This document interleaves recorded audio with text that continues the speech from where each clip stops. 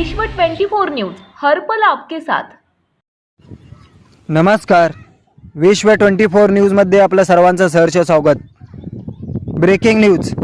अडम मास्तर ओबीसी बद्दल काय म्हणाले? पुनर्वसन मंत्री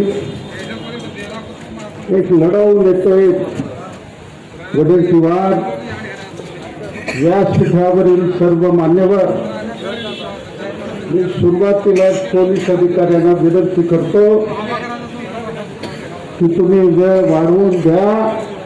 या ठिकाणी मंत्री बसलेले आहेत। अरे आम्हाला कोणी पाठीमागे नाही आहे, तुम्ही कशाला मागे लागता आमच्या पाठीमागे? तरुणपणामध्ये ओबीसीचा झेंडा घेऊन मी पूर्व भागाच्या कन्ना चौकामध्ये उभं राहायचं। 5-6 लोक यायचे। पोलिसांचा इतका मोठा बंदोबस्त, विचारायला जागा नाही। पण आज ओबीसी समाज आज समुद्रासारखा खवळलेला आहे। आता पोलिसाची खैर नाही, लक्षात ठेवा। आज पिढ्या म्हणतोय की आम्हाला राजकीय सत्ता द्या, आणि आमचं आरक्षण काढून घेतात। राज्य म्हणतोय केंद्राकडे बघा, केंद्र म्हणतं राज्याकडे बघा, आणि कोणाकडे बघावं वडेट्टीवार साहेब? अहो मला सांगा, तामिळनाडू मधला 69% आरक्षणला आजपर्यंत धक्का लागला, आणि आमचे पंतप्रधान बावनकुळे साहेब या ठिकाणी आलात। बरं झालं, मला वेळ जर मिळाला असतं हे सगळा इतिहास मांडला असता। मला सांगा, राज्याचा अधिकार कोण काढून घेतलं? आपले प्रिय पंतप्रधान मोदी साहेब। सुप्रीम कोर्टाचा निकाल आल्यानंतर पुन्हा तुम्ही तो अधिकार दिला राज्याला। राज्याला अधिकार देत असताना अर्धवट का दिला?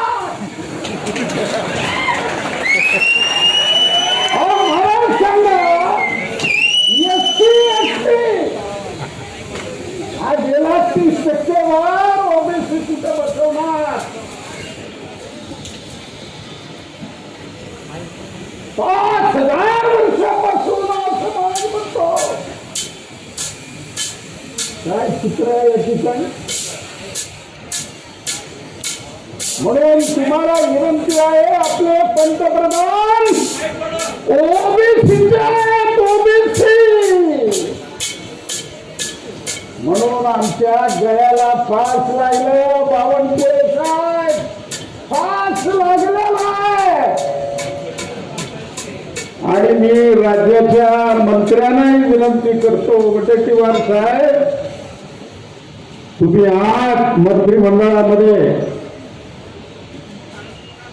आमची विनंती आहे, स्थानिक स्वराज्य संस्थेच्या निवडणुका हे ओबीसीचं आरक्षण मिळाल्याशिवाय होता कामा नये। जर झाले ते इलेक्शन उधळून आम्ही ठेवणार नाही, असं समजू नये। आम्ही पोलिसाच्या बंदोबस्तामध्ये निवडणुका घेऊ, ते तुम्हाला शक्य होणार नाही। आमचा जन्मसिद्ध अधिकार आहे ओबीसी। बावनकुळे साहेब, आज तुम्हाला मी विचारतो, सार्वजनिक उद्योगधंद्याचं काय ठेवायचा निर्णय घेतला? राहील आरक्षण, दलिताचंही राहणार नाही, आदिवासीचंही राहणार नाही, ओबीसी तर आम्ही लांब आहे, त्याच्यापेक्षा भरते विमुक्त लांब आहे। म्हणून सगळ्यात मोठी जबाबदारी बावनकुळे आज आलात तुम्ही। थोडं पंतप्रधानाला सांगा ते 50% जी मर्यादा आहे ती मर्यादा उठवा. खरंच ओबीसीचे लोक तुम्हाला डोक्यावर घेऊन नसतील. आम्हाला काय पाहिजे? एक सामान्य झोपडीमधली महिला ही सरपंच होणार, महापौर होणार, त्या ठिकाणी सभासद होणार. आम्हाला शिक्षणापासून केलं, नोकरीपासून केलं, आमच्या सगळं आता पाड्या वाचायला सुरू केलं. काय सांगू तुम्हाला?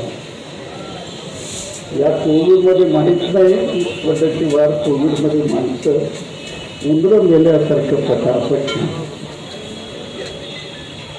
त्यांना 1 रुपयाची मदत. कसं हे गरीब माणसं खाते?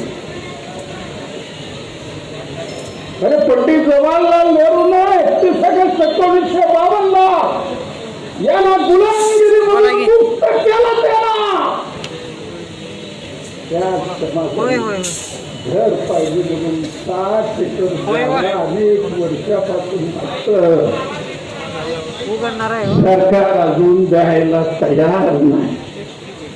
मला अजून वाटतं तुम्ही विदर्भातल्या तुमच्या बरोबर मी काम केलं. विदर्भात मग हा कैकाडी असेल, पाचेपारगे असेल, पांजूर असेल, त्यांना सवलतीचा आणि उर्वरित महाराष्ट्रात काही नाही. तुम्हाला मंत्रिमंडळामध्ये हा प्रश्न लावून द्यावा. प्रसंगाला बंद करा, राजीनामा देऊन बाहेर या. लाख माणसं तुम्हाला बसवतील. या राज्यामध्ये मुख्यमंत्री आम्हाला असा पाहिजे वडंडीवार सारखा ओबीसी, दलित, भटक्या, विमुक्त, अल्पसंख्याक आणि सर्वसामान्य सगळीकडे शेतकऱ्यांना न्याय देणारा माणूस पाहिजे. कुणाकडे बघणारे माणसं सकाळी येऊन पोलीस दरवाजा पुढे येतो, रात्री 12 वाजता येतो, कोण नाही चोर सापडला आणि त्या पारड्याला आणि त्या कैकाड्याला आणि त्या बंगलोरला 75 वर्षानंतर आणि या ठिकाणी अमृत महोत्सव साजरा करतात. म्हणून तुमच्याकडनं फार आणि तुमच्या जोडीला सगळं भुजबळ आज आले तर बरं झालं असतं. काय भुजबळ साहेब आले नाही मला माहित नाही. तुम्ही दोघं जर राहिले असतं आणि म्हणलं असतं दोघं राम लक्ष्मण आमच्या बरोबर आहे, त्या रावणाला कशाला घाबरायचं? काही हरकत नाही. ते दिल्लीमध्ये किल्ला लढवू लागलेले आहेत. मला सांगा, महाराष्ट्र छत्रपती शिवरायाचं, महात्मा फुलेचं, डॉक्टर बाबासाहेब आंबेडकरचं, शाहू महाराजचं आमचे पंतप्रधान फक्त 3 मिळतात. आणि बिहारचे मुख्यमंत्री नितीश कुमार 11 लोकांना घेऊन जातो. तासभर चर्चा करतो. जनगणनेमध्ये प्रत्येक जातीचा सर्वे नाही पाहिजे. काय भेदभाव मला काही समजलं नाही. तर महाराष्ट्राच्या मुख्यमंत्री असं तुम्ही इतकी अवहेलना. राज्यातील महत्त्वाच्या आणि आपल्या भागातील ताज्या बातम्या पाहण्यासाठी आजच आमच्या विश्व 24 न्यूज चॅनलला यूट्यूबवर सबस्क्राईब करा आणि बेल आयकॉन प्रेस करा.